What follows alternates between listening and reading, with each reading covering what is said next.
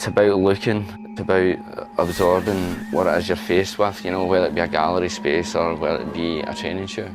The problem with the word inspiration is that somehow it seems to suggest that you sit about and something will hit you out of the blue. And I think really it's about work.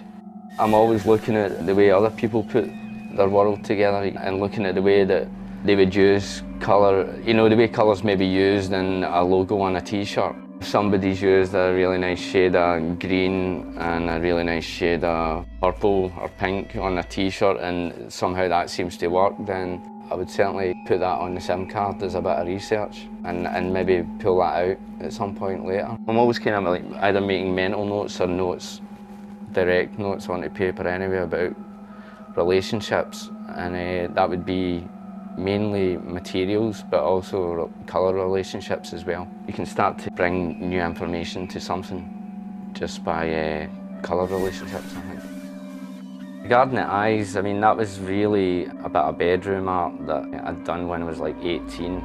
I'd been cutting them from magazines and sticking them onto sort of a larger poster, but it was only squared off. I kind of reminded myself about that and decided it might be a good idea to take that into something that spoke a little bit more about what looking was.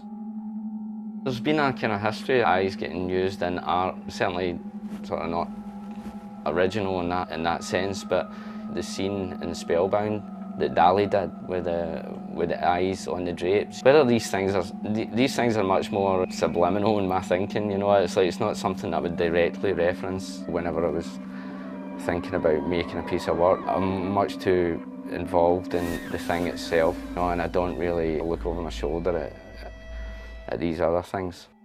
Whenever I started to use a lot of colour in works, there was a little bit of a reaction to contemporary art at the time where the colour had been drained out of it. I didn't see why every piece of contemporary art had to be just white. I don't just do it just because it's there. There's usually got to be a sort of strong conceptual base on why something would come in a variety of colours. It's not just me being cynical and trying to sell more work.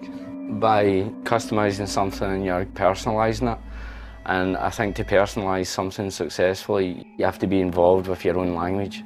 That language could come through materials, it could come through colour that you're interested in, it could come through something as simple as magazines. It's a good place to start if you collect materials and colours and images that are interesting you.